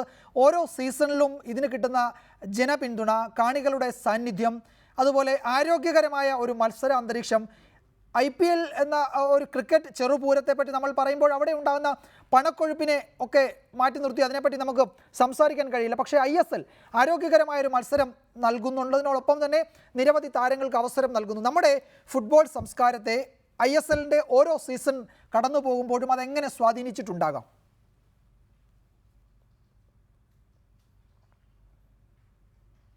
ISLന്റെ ഏറ്റവും പ്രധാനപ്പെട്ട എഫക്റ്റ് എന്ന് പറയുന്നത് കേരളത്തിലെ ഉൾപ്പെടെ സ്റ്റേഡിയങ്ങളിലേക്ക് വീണ്ടും ഫുട്ബോൾ ആരാധകരെ കൊണ്ടുവരാൻ കഴിഞ്ഞു എന്നുള്ളതാണ്. നമുക്ക് ഫുട്ബോൾ ആരാധകർക്ക് ഒരിക്കലും കുറവുണ്ടായിട്ടില്ല. നമ്മുടെ ടീമിന്റെ പെർഫോമൻസുകൾ പലപ്പോഴും നമ്മളെ നിരാശപ്പെടുത്തിയിട്ടുണ്ട്. ഒരു വേൾഡ് സ്റ്റേജിൽ ഇന്ത്യക്ക് പ്രകടനപരമായ ഒരു കാര്യം കാഴ്ചവെക്കാൻ കഴിഞ്ഞിട്ടില്ല. നമ്മുടെ ഐ ലീഗ് ഉദ്ദേശിച്ച ദേശീയ തലത്തിലേക്ക് അതിന്റെ ഒരു മൂവ്മെന്റ് ആക്കി ഒരു ആവേശം കൊണ്ടുവരാനൊന്നും നമ്മൾ സാധിച്ചിട്ടില്ലെങ്കിലും ഫുട്ബോൾ നമ്മുടെ ആളുകളുടെ മനസ്സിൽ നിന്ന് അസ്തമിച്ചിട്ടുണ്ടായിരുന്നില്ല. അപ്പൊ നമ്മുടെ കാണികൾ മുഴുവൻ റിലേ ചെയ്തത് ഇംഗ്ലീഷ് പ്രീമിയർ ലീഗും നമ്മുടെ ടെലിവിഷൻ വിപ്ലവവും ചാനലുകളൊക്കെ സ്പോർട്സ് ചാനലുകളും HD ഒക്കെ നമ്മുടെ ഇടയിൽ വ്യാപകമായിട്ട് വന്നപ്പോഴത്തേക്കും ഇംഗ്ലീഷ് പ്രീമിയർ ലീഗ് പാതിരാത്രി ഇരുന്ന് കാണുന്ന ആളുകൾ, വേൾഡ് കപ്പ് ഫുട്ബോൾ മാത്രമല്ല ഓരോ മാച്ചും ക്ലോസ് ആയിട്ട് വാച്ച് ചെയ്യുന്ന ഒരുപാട് ഫുട്ബോൾ പ്രേമികൾ നമുക്കിടയിലുണ്ട്.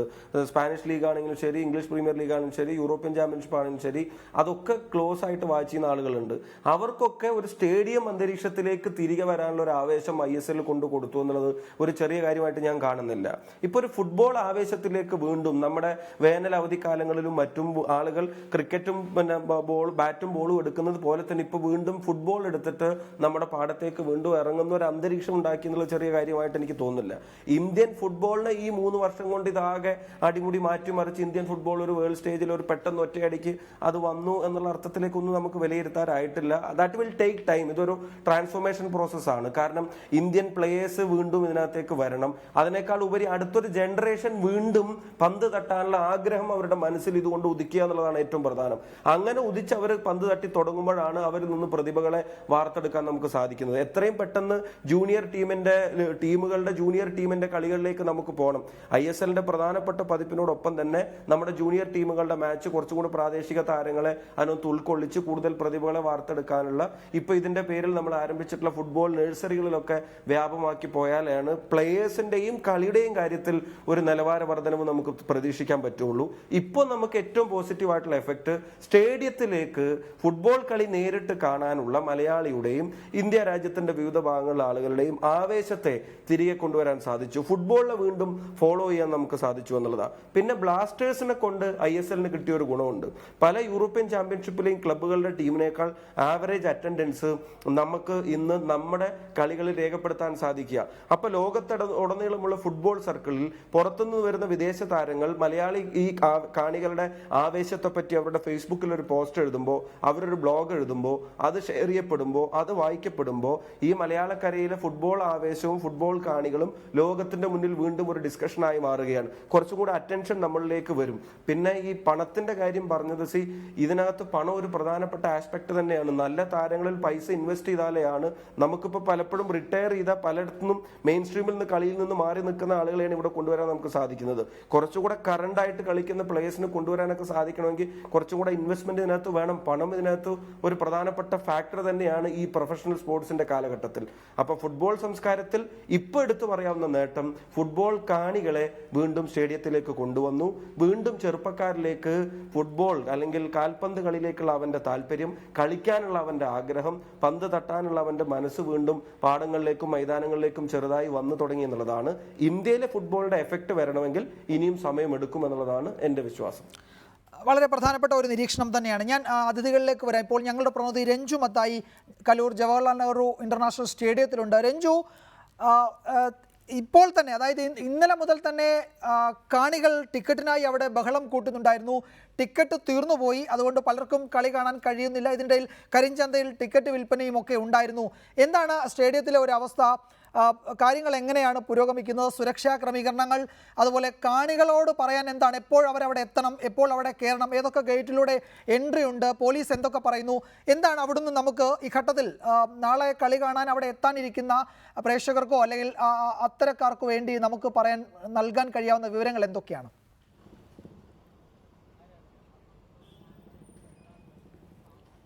വിജയകുമാർ, അക്ഷരാർത്ഥത്തിൽ കൊച്ചി ഒരുങ്ങിക്കഴിഞ്ഞിരിക്കുകയാണ്. ISLന്റെ 3ാം സീസണിന്റെ ഫൈനലിന് കൊച്ചി കലൂർ രാജ്യാന്തര സ്റ്റേഡിയം തയ്യാറായി കഴിഞ്ഞിരിക്കുന്നു. നാളെ 3 മണിയോടെയാണ് ആരാധകർക്ക് സ്റ്റേഡിയത്തിലേക്ക് പ്രവേശനം അനുവദിച്ചിട്ടുള്ളത്. 3 മണി മുതൽ 6 മണി വരെയാണ് ആരാധകർക്ക് സ്റ്റേഡിയത്തിലേക്ക് പ്രവേശിക്കാനുള്ള സമയം. 6 മണിക്ക് ശേഷം സ്റ്റേഡിയത്തിന്റെ പ്രവേശനം തടയും എന്ന് സംഘാടകർ അറിയിച്ചിട്ടുണ്ട്. ഒരുപാട് VVIPകൾ എത്തുന്നതുകൊണ്ട് തന്നെ ഒരുപാട് കനത്ത സുരക്ഷയാണ് ഇവിടെ ഒരുക്കിയിട്ടുള്ളത്. CRPF സച്ചിനും സൗരവ് ഗാംഗുലിയും അടക്കമുള്ള പ്രമുഖ താരങ്ങളും അതോടൊപ്പം തന്നെ സിനിമ, രാഷ്ട്രീയ മേഖലകളിലെ പ്രമുഖരും ഈ ഫൈനൽ മത്സരത്തിന് എത്തുന്നുണ്ട്. അതുകൊണ്ട് തന്നെ സെറ്റ് കാറ്റഗറി സെക്യൂരിറ്റിയുള്ള പല പ്രമുഖരും എത്തുന്നതുകൊണ്ട് തന്നെ വലിയ രീതിയിലുള്ള സുരക്ഷാ ക്രമീകരണങ്ങളാണ് ഒരുക്കിയിട്ടുള്ളത്.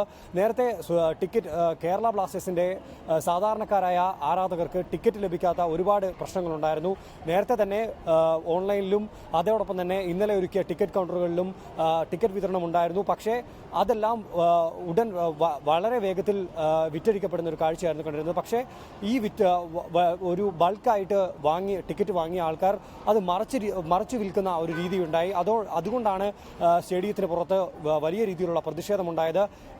ഏതാണ്ട് 60,000-ഓളം ടിക്കറ്റുകളാണ് നേരത്തെ അലോട്ട് ചെയ്തിരുന്നത് കാണികൾക്കായിട്ട്. പക്ഷേ ഇതിൽ കേരള ബ്ലാസ്റ്റേഴ്സിന്റെ ആരാധകർക്ക് ലഭിച്ചത് ഏതാണ്ട് 5,000-ഓ 10,000-ഓ മാത്രമായിരിക്കും.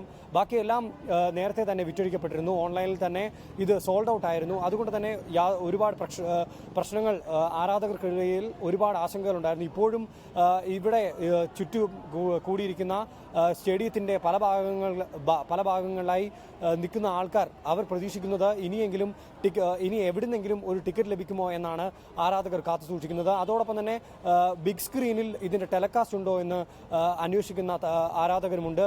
സ്റ്റേഡിയത്തിന് പുറത്ത് ബിഗ് സ്ക്രീനിൽ കളി കാണാൻ അവസരം ഒരുക്കണമെന്ന് സംഘാടകരോട് ഒരു പറ്റം കാണികൾ ആവശ്യപ്പെടുന്ന ഒരു കാഴ്ചയുമുണ്ട്. ഇതൊക്കെ നാളെ നമുക്ക് ഇതിൽ ഒരു തീരുമാനമുണ്ടാക്കാൻ സാധിക്കുകയുള്ളൂ. നാളെ ഇത് സംബന്ധിച്ച് സംഘാടകർ വ്യക്തമായ ഒരു മറുപടി ഉണ്ടാവുള്ളൂ. അതുകൊണ്ട് തന്നെ ആരാധകർ കാത്തിരിക്കേണ്ടി വരും. 3 മണി മുതൽ 6 മണി വരെയായിരിക്കും ആരാധകർക്ക് പ്രവേശനം ഉണ്ടാവുക. കൊച്ചിയിലെ പല ഭാഗങ്ങളിലും ട്രാഫിക്കിന് കൺട്രോളുകൾ ഏർപ്പെടുത്തിയിട്ടുണ്ട്, യാത്രാ നിയന്ത്രണങ്ങൾ ഏർപ്പെടുത്തിയിട്ടുണ്ട്. അതുകൊണ്ട് തന്നെ ആരാധകർ കഴിവതും നേരത്തെ തന്നെ സ്റ്റേഡിയത്തിനുള്ളിൽ പ്രവേശിക്കണമെന്നാണ് ആരാധകർ പറയുന്നത്. വിജയകുമാർ. രഞ്ജു, 2-3 കാര്യങ്ങൾ. ഒന്ന്, ഇനി ടിക്കറ്റ് വിൽപ്പന ഇല്ല, ടിക്കറ്റ് വിൽപ്പന അവസാനിപ്പിച്ചു. 1. 2, അങ്ങനെ അവിടെ വന്ന് നിൽക്കുന്നവർക്ക് ഇനി ടിക്കറ്റ് കിട്ടില്ല, ഈ പുറത്ത് ബിഗ് സ്ക്രീൻ വെച്ച് അതിൽ കളി കാണാം, അതായിരിക്കും അവർക്കുള്ള ഒരാശ്വാസം. മറ്റൊന്ന്, അവിടെ എത്തുന്ന ആളുകൾ, കൊച്ചിക്ക് ഉൾക്കൊള്ളാൻ കഴിയുന്നതിലധികം ആളുകൾ ഈ ഫൈനലിൽ അവിടെ എത്തുമെന്ന കാര്യത്തിൽ സംശയമൊന്നുമില്ല. ഇവരെ നിയന്ത്രിക്കാൻ പോലീസ് എന്തൊക്കെ ക്രമീകരണങ്ങൾ ഏർപ്പെടുത്തിയിട്ടുണ്ട്? നഗരത്തിലേക്ക് നാളെ ഇനിയിപ്പോൾ മറ്റാവശ്യങ്ങൾക്കൊന്നും ആരും പോകേണ്ടതില്ലെന്ന് ഇപ്പോൾ തന്നെ മനസ്സിലായി. ഇന്ന് വൈകുന്നേരത്തോടു കൂടി അത് മനസ്സിലായിട്ടുണ്ട്. അതുപോലെ സുരക്ഷാ ക്രമീകരണങ്ങൾ, അത്തരം കാര്യങ്ങൾ, അതുപോലെ സച്ചിനും ഗാംഗുലിയും എത്തുമെന്ന് ഉറപ്പിച്ചിട്ടുണ്ട്. മറ്റ് ആരൊക്കെ എത്തും? പ്രമുഖരുടെ ഒരു നീണ്ട നിര തന്നെ ഉണ്ടെന്നാണ് കേൾക്കുന്നത്. അതിൽ ഏതൊക്കെ സ്ഥിരീകരിച്ചിട്ടുണ്ട്? അത്തരം വിശദാംശങ്ങൾ കൂടി ഒന്ന് പങ്കുവയ്ക്കാമോ?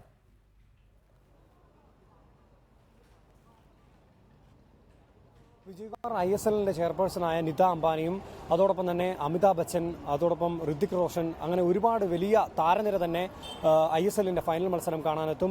കേരളത്തിലെ എറണാകുളം ജില്ലയിലെ ജനപ്രതിനിധികളും അതോടൊപ്പം തന്നെ ഒരുപാട് പ്രമുഖർ, സച്ചിനും ഗാംഗുലിയും അവരുടെ സാന്നിധ്യം നേരത്തെ തന്നെ ഉറപ്പുവരുത്തുകയാണ്. അതുകൊണ്ട് തന്നെ ഒരുപാട് വലിയ താരനിര എത്തുന്നതുകൊണ്ട് തന്നെ ശക്തമായ ഒരു സുരക്ഷാ ക്രമീകരണങ്ങളാണ് ഒരുക്കിയിരിക്കുന്നത്. ആരാധകർക്ക് ടിക്കറ്റുകളെല്ലാം വിറ്റഴിക്കപ്പെട്ട് കഴിഞ്ഞിരിക്കുന്നു. ടിക്കറ്റുകൾ ഇനി ലഭിക്കാൻ യാതൊരു മാർഗവുമില്ല. വൈകിട്ട് 5 മണിയോടുകൂടി തന്നെ ഇതെല്ലാം അവസാനിച്ചു കഴിഞ്ഞിരിക്കുന്നു. ആരാധകർക്ക് ബിഗ് സ്ക്രീനിൽ കളി കാണാൻ അവസരമുണ്ടാകുമോ എന്നുള്ളത് നമുക്ക് ഇപ്പോൾ പറയാൻ സാധിക്കില്ല. പക്ഷേ കോഴിക്കോട് നിന്നും, മലബാർ മേഖലയിൽ നിന്നും, തിരുവനന്തപുരം മേഖലയിൽ നിന്നും കൊച്ചിയിലേക്ക് കാണികൾ എത്തിക്കൊണ്ടിരിക്കുന്ന, ഒരു വലിയ തോതിലുള്ള കാണികൾ എത്തിക്കൊണ്ടിരിക്കുന്നു എന്നുള്ള റിപ്പോർട്ടുകളാണ് വരുന്നത്. അവർ വലിയ ബസ്സുകളും വാഹനങ്ങളെല്ലാം സ്വന്തം അറേഞ്ച് ചെയ്തിട്ട് കാണികൾ കൊച്ചിയിലേക്ക് എത്തിക്കൊണ്ടിരിക്കുകയാണ്. അവർക്ക് ടിക്കറ്റ് ലഭിക്കാത്തൊരു സാഹചര്യത്തിൽ സ്റ്റേഡിയത്തിന് പുറത്ത് വലിയ ആൾക്കൂട്ടം ഉണ്ടാകുമെന്നുള്ള കാര്യത്തിൽ ഉറപ്പാണ്. ഇത് സംബന്ധിച്ച് സുരക്ഷാ ക്രമീകരണങ്ങൾ, പോലീസിന് വലിയ ആശയക്കുഴപ്പമുണ്ടാകാൻ സാധ്യതയുണ്ട്. വലിയ തോതിലുള്ള ആൾക്കാർ സ്റ്റേഡിയത്തിന് പുറത്ത് ഉണ്ടാകും. സ്റ്റേഡിയത്തിന് പുറത്ത് കളി കാണാൻ സാധിക്കുന്നില്ലെങ്കിൽ അവർ ഏതു തരത്തിൽ പ്രതികരിക്കുമെന്നും നമുക്ക് പറയാൻ സാധിക്കില്ല. പല സ്റ്റാർ നെറ്റ്വർക്കിൽ ടെലികാസ്റ്റ് ഉണ്ടെങ്കിലും കൊച്ചിയുടെ ആരാധകർ, കേരള ബ്ലാസ്റ്റേഴ്സിന്റെ സ്വന്തം ആരാധകർ, അവർ ഒഴുകിയെത്തുമെന്ന് ഉറപ്പ് തന്നെയാണ്. അത് അവരുടെ തിരക്ക് നിയന്ത്രിക്കാൻ പോലീസിന് ഏറെ പണിപ്പെടേണ്ടി വരുമെന്ന് തീർച്ച തന്നെയാണ്. മാധ്യമങ്ങൾക്കും ശക്തമായ നിയന്ത്രണം തന്നെയാണ് ഏർപ്പെടുത്തിയിരിക്കുന്നത്. സ്റ്റേഡിയത്തിനുള്ളിൽ ഫോണൊന്നും ഉപയോഗിക്കാൻ സാധിക്കില്ല. അതോടൊപ്പം തന്നെ മാധ്യമപ്രവർത്തകർക്കും ഒരു പരിധിവരെ ഈ VVIP സെന്ററിന്റെ അടുത്തേക്ക് എത്താൻ സാധിക്കില്ല. ഇപ്പോൾ നമ്മൾ നിൽക്കുന്നത് ഏറ്റവും VVIPകൾ എത്തുന്ന പ്രധാന കവാടത്തിലാണ്. ഇവിടെ കനത്ത സുരക്ഷ തന്നെയാണ് ഒരുക്കിയിരിക്കുന്നത്. ഇന്ന് നേരത്തെ ബോംബ് സ്ക്വാഡും ഡോഗ് സ്ക്വാഡും അടക്കം പല പ്രമുഖരും, പല സുരക്ഷാ ഏജൻസികളും ഇതിന്റെ സുരക്ഷാ ക്രമീകരണങ്ങൾ വിലയിരുത്തി കഴിഞ്ഞിരിക്കുന്നതാണ്. കൊച്ചി IG ശ്രീജിത്തിന്റെ നേതൃത്വത്തിലാണ് സുരക്ഷാ ക്രമീകരണങ്ങൾ കനത്ത സുരക്ഷാ ക്രമീകരണങ്ങളാണ് അവിടെ ഒരുക്കിയിരിക്കുന്നത്. രഞ്ജു തുടരുക, പിന്നീട് ഇക്കാര്യത്തിൽ കൂടുതൽ വിശദാംശങ്ങളിലേക്ക് വരാം. ശ്രീ പന്നിൻ രവീന്ദ്രൻ, ഞാൻ നേരത്തെ സൂചിപ്പിച്ചതുപോലെ നമ്മുടെ ഒരു ഫുട്ബോൾ സംസ്കാരം കേരളത്തിന് അത് കാലങ്ങളായിട്ടുണ്ട്, വർഷങ്ങളായിട്ടുണ്ട്. ഫുട്ബോൾ നമ്മളുടെ ഒരു സ്പോർട്സ് ഇവൻറ്റിൻ്റെ ഭാഗമാണ്. ക്രിക്കറ്റ് അതിലേക്ക് കടന്നു വന്നെങ്കിൽ പോലും നമ്മൾ ഫുട്ബോളിനെ കൈ ഒഴിഞ്ഞിരുന്നില്ല. എപ്പോൾ വിളിച്ചു ചോദിച്ചാലും നമുക്ക് IM വിജയൻ്റെയും ജോപ്പോൾ അഞ്ചേരിയുടെയും പാപ്പച്ചൻ്റെയും ചാക്കോയുടെയും സത്യൻ്റെയും ഷറഫ് അലിയുടെയും ഒക്കെ പേരുകൾ ഓർമ്മയുണ്ടായിരുന്നു. ആ രീതിയിൽ നമ്മളിൽ ഒരാളായി ഇവരെയൊക്കെ കണ്ടിട്ടുണ്ട് നമ്മളെല്ലാവരും. ഇടയ്ക്കെപ്പോഴോ ആ ഒരു ധാര മുറിഞ്ഞു പോയിരുന്നു. പക്ഷേ ഈ ISLോടുകൂടി വീണ്ടും നമ്മൾ വളരെ സജീവമായ ഒരു ഫുട്ബോൾ രീതിയിലേക്ക് നമ്മൾ വീണ്ടും വരികയാണ്. ISL കേരളത്തിലെ ഫുട്ബോളിൽ, അല്ലെങ്കിൽ പൊതുവെ ഇന്ത്യൻ ഫുട്ബോളിലും പ്രത്യേകിച്ച് കേരള ഫുട്ബോളിലും ഉണ്ടാക്കിയ മാറ്റത്തെ താങ്കൾ എങ്ങനെയാണ് കാണുന്നത്?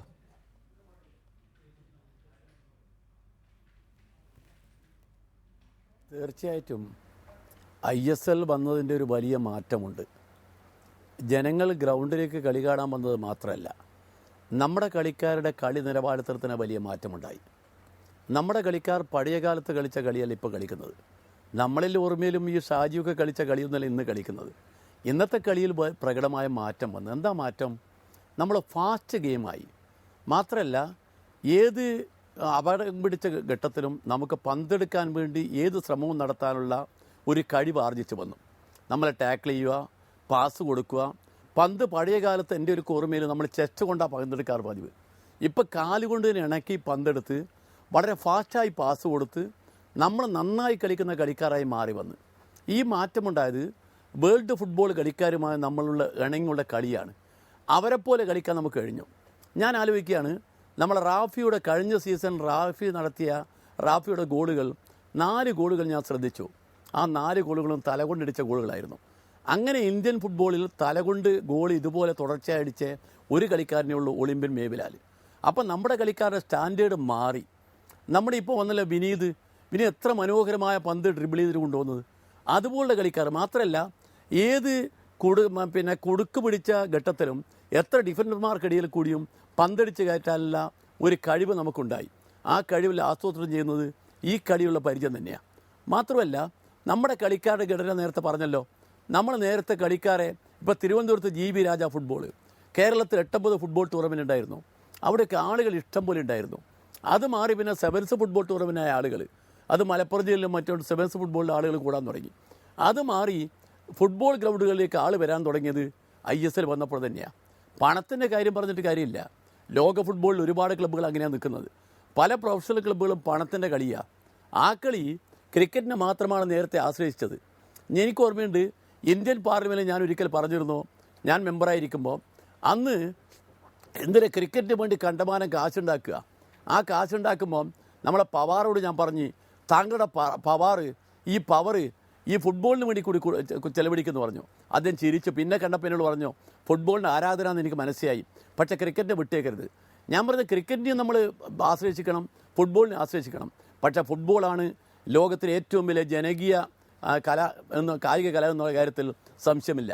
അതുകൊണ്ട് കേരളത്തിൻ്റെ പഴയ പാരമ്പര്യം ഞാൻ പറഞ്ഞല്ലോ, നമ്മളെ തിരുവനന്തപുരത്തെ യൂണിവേഴ്സിറ്റി സ്റ്റേഡിയത്തിൽ യൂണിവേഴ്സിറ്റി കോളേജിൽ ആദ്യമായി പന്തുമായി വന്ന പ്രൊഫസർ ഗോയൽ എന്ന് പറയുന്ന ഒരു ബ്രിട്ടീഷുകാരൻ 6 പന്തുമായിട്ട് വന്നതാണ്. കണ്ണൂർ ഫുട്ബോളിന് ആദ്യമായി കൊണ്ടുവന്നത് ബ്രൂട്ട് സാഹിബ്. നമ്മുടെ നാട്ടിലെ ഫുട്ബോളിൻ്റെ പാരമ്പര്യം വളരെ വലുതാണ്. ആ പാരമ്പര്യം നിലനിർത്താൻ നമുക്ക് കഴിഞ്ഞില്ല, ഇടയ്ക്ക് മങ്ങിപ്പോയി. ആ മങ്ങിയതിൽ നിന്നും ഇപ്പോൾ വെളിച്ചത്തിലേക്ക് വന്നിരിക്കുക. നമ്മൾ സാധാരണ പറയില്ലേ, തമസോമ ജ്യോതിർഗമയ, ഇരുട്ടിൽ നിന്ന് പ്രകാശത്തിലേക്ക് വന്നിരിക്കുക. ഈ പ്രകാശം കേരളത്തിലെ ഫുട്ബോളിനെ ഏറ്റവും കൂടുതൽ ഗുണം ചെയ്യുമെന്ന കാര്യത്തിൽ സംശയമില്ല. അത് കുറേ കൂടി പ്രകടമായി ഇനിയുള്ള നാളുകൾ നമുക്ക് കാണാൻ കഴിയും. ശ്രീ VP ഷാജി, അവസാനമായി താങ്കളൊക്കെ ദേശീയ ടീമിലും കേരള ടീമിലും ഒക്കെ കളിച്ചുകൊണ്ടിരുന്നപ്പോൾ ഈ ലോക ഫുട്ബോളിനെ ഇത്രയും അടുത്തറിയാൻ ഒരു അവസരം അന്നൊന്നും ഉണ്ടായിരുന്നില്ലല്ലോ. ഇപ്പോൾ ഡീഗോ ഫോർലാനെ പോലെയുള്ള ഇതിഹാസ താരങ്ങളോടൊപ്പം കളിക്കാൻ പറ്റുന്നവരാണ് നമ്മളുടെ തലമുറയിലുള്ള ഈ ഫുട്ബോൾ പ്ലേയേഴ്സിലധികവും. അവർക്ക് അതിനുള്ള അവസരം ലഭിക്കുന്നു, അല്ലെങ്കിൽ നമുക്ക് നമ്മുടെ സ്റ്റേഡിയത്തിൽ നിന്ന് കാണാൻ പറ്റുന്നുണ്ട്. ആ നിലയിൽ ലോക ഫുട്ബോളുമായി അടുത്ത് ഇടപഴകുവാൻ നമ്മുടെ കളിക്കാർക്ക് ലഭിക്കുന്ന അവസരം ഉപയോഗിക്കുന്നുണ്ടോ നമ്മളുടെ പ്ലേയേഴ്സ്? അല്ലെങ്കിൽ അത് കൂടുതൽ പുതിയ തലമുറയിൽ കൂടുതൽ നല്ല നല്ല കളിക്കാരുണ്ടാകുന്നതിന് അത് കാരണമാകുന്നുണ്ടോ? ചെറിയ കുട്ടികൾ പന്തുമായി പുറത്തേക്ക് ഇറങ്ങുന്നു ഈ ISLന്റെ ആവേശം ഉൾക്കൊണ്ട്. അതൊക്കെ തികച്ചും നല്ല പ്രവണതയായി തന്നെ നമുക്ക് കണക്കാക്കാൻ കഴിയില്ലേ?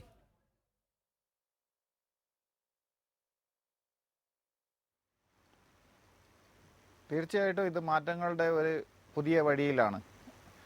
ലോകോത്തര താരങ്ങളുടെ കൂടെ കളിക്കുവാനും ലോകോത്തര താരങ്ങളെ പരിശീലിപ്പിക്കുന്ന വിദഗ്ധ കോച്ചുകൾ ഇന്ത്യയിലേക്ക് വരികയും അവരുടെ കീഴിൽ നമുക്ക് ഫുട്ബോളിൻ്റെ പല പ്രത്യേകതകളും പഠിച്ചെടുക്കാൻ സാധിക്കുന്നത് എന്തായാലും തീർച്ചയായും ഒരു മാറ്റത്തിൻ്റെ വഴിയിലേക്കാണ്. ഇന്ത്യയിലുള്ള കളിക്കാർക്ക് ലോകോത്തര താരങ്ങളുടെ കൂടെ കളിക്കുമ്പോൾ അതിൻ്റേതായ എക്സ്പീരിയൻസുകൾ കൂടുകയും അവരിൽ നിന്നും നല്ല കാര്യങ്ങൾ പഠിച്ചെടുക്കാൻ സാധിക്കുകയും ചെയ്യുന്നു. അത് മൊത്തത്തിൽ ചെറിയ തലമുറയിലേക്ക് അത് പകർന്നു കൊടുക്കാൻ പറ്റി കഴിഞ്ഞാൽ ഭാവിയിലോട്ടുള്ള ഇന്ത്യയുടെ കുതിപ്പ് തന്നെ മാറ്റമുണ്ടാകുന്നതാണ്.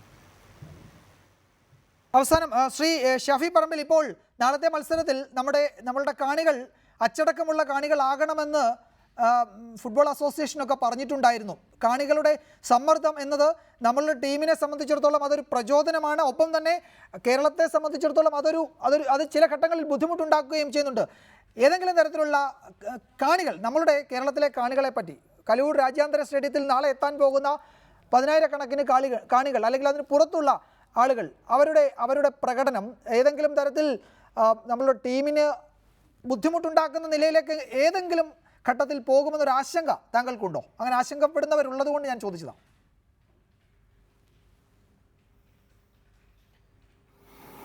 ഞാൻ അത്തരത്തിലുള്ള ആശങ്കകളൊന്നും കാണുന്നില്ല. അവരെ ആവേശമുണ്ട്, സ്വാഭാവികമായിട്ട് ഇതൊരു ഗെയിമാണ്. ഫുട്ബോൾ എന്നും നെഞ്ചേറ്റിയിട്ടുള്ളൊരു ജനതയാണ്. അവർക്ക് കൺമുന്നിൽ മലയാളത്തിന്റെ സ്വന്തമായിട്ടൊരു ടീം ഫൈനലിലേക്ക് എത്തുക, സച്ചിനെ പോലെ ഒരാൾ നമ്മുടെ ടീമിന്റെ ഓണർ ആവുക. അപ്പോൾ ഇത് അവരെ സംബന്ധിച്ചിടത്തോളം ഒരുപാട് സ്വപ്നങ്ങളുടെ പൂർത്തീകരണമാണ് ഇത്തരം ഒരു ടീമും അതിന്റെ സക്സസ്സും അതിന്റെ ഫൈനലിൽ കേരളത്തിലാവുക എന്നുള്ളതൊക്കെ. സ്വാഭാവികമായിട്ട് അവർ സ്പിരിറ്റഡ് ആവുക എന്നുള്ളത് വളരെ നാച്ചുറലാണ്. അതിന് പരിധി വിടാതെ നമ്മുടെ ടീമിനും ഫുട്ബോളിനും, ടീമിന് മാത്രമല്ല ഫുട്ബോളിനും സഹായകരമായ നിയമപരമായ രീതിയിൽ അവർ റിയാക്ട് ചെയ്യുക എന്നുള്ളത് വളരെ അതൊക്കെ ഉൾക്കൊള്ളാവുന്ന ആളുകൾ തന്നെയാണ് പിന്നെ കേരളത്തിലെ ഫാൻസ് എന്നൊക്കെയാണ് എൻ്റെ വിശ്വാസം. കാരണം അവരങ്ങനെ വലിയ കുഴപ്പക്കാരൊന്നുമല്ല.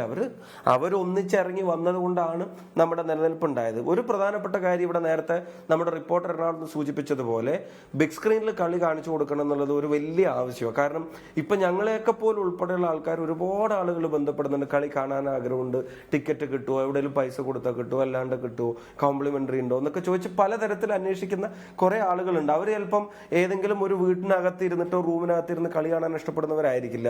അവർ സ്റ്റേഡിയം സമാനമായ ഒരു അന്തരീക്ഷത്തിൽ അതിന്റെ ഒച്ചയും ബഹളവും ആവേശമൊക്കെ ഉൾക്കൊണ്ട് കളി കാണാൻ ആഗ്രഹിക്കുന്നവരാണെങ്കിൽ ഇപ്പൊ ഈ കളി സംപ്രേഷണം ചെയ്യുന്ന ചാനലുകളാണെങ്കിലും ഇതിന്റെ പിന്നെ നടത്തിപ്പുകാരും സംഘാടകരും ഒക്കെ ആണെങ്കിലും അവരെ നിരാശരാക്കരുത്.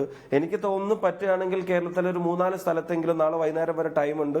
അവർക്ക് തീരുമാനിച്ചെടുത്ത് ആലോചിച്ച് നടപ്പിലാക്കാൻ വളരെയധികം സമയമൊന്നും വേണ്ട.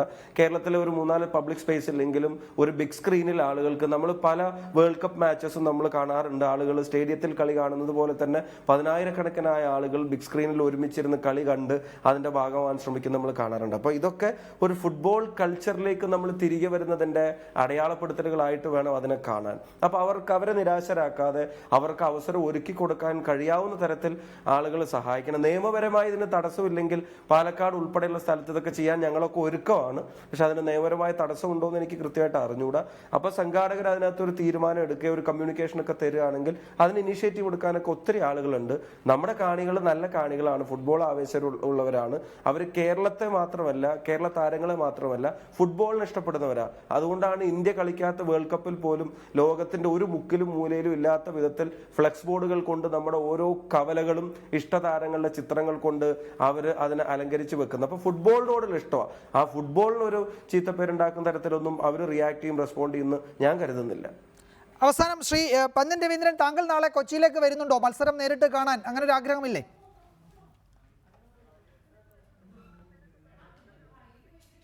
തീർച്ചയായിട്ടും ഞാൻ വന്ന് കളി കാണുന്നതല്ലേ. ആ കളി കാണുന്ന പോലെ നാളെയും കളി കാണാൻ വരും. ഗ്രൗണ്ടിൽ വെച്ച് കളി കാണുന്നൊരു രസം വേറെയാണ് കേട്ടോ. കളിക്കാർ കളി നേരിട്ട് കാണുക മാത്രമല്ല, കാണികളുടെ ആവേശത്തിൽ നമ്മൾ കൂടി പങ്കെടുക്കുക. അതൊരു ആവേശം തന്നെയാണ്. ഒരു ഗോളടിച്ചാൽ വെടിപൊട്ടൽ മാത്രമല്ല, ഗോളടിച്ചാൽ ഗ്രൗണ്ട് നിറയെ മിന്നിങ് പോലെ നമ്മളെ മൊബൈൽ ഫോണിൽ ലൈറ്റ് തിളങ്ങി കാണും. എത്ര മനോഹരമാണത്. ജീവിതത്തിൽ അതൊരു അനുഗ്രഹമാണ്. വേൾഡ് കപ്പ് കാണാൻ നമുക്ക് കഴിയില്ല.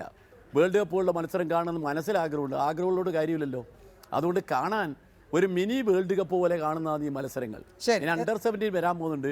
അതിനു മുമ്പ് ഈ മത്സരങ്ങൾ കാണാമെന്നുള്ളത് വലിയ ആഗ്രഹമാണ്. മറ്റൊന്ന് നേരത്തെ പറയുന്ന ഒരു ഭാഗം വിട്ടുപോയി, ഒരു ഭാഗം പറഞ്ഞിട്ട് ഞാൻ നിർത്തിയ, നമ്മുടെ നാട്ടിൽ ISL വന്നപ്പോൾ ഉണ്ടായ മറ്റൊരു വ്യത്യാസം, നല്ല ഗ്രൗണ്ടുണ്ടായി, നല്ല ഗ്രീൻ ഫീൽഡ് ഗ്രൗണ്ടുണ്ടായി. അത് നാട്ടിലൊരു വലിയ നേട്ടമാണ്.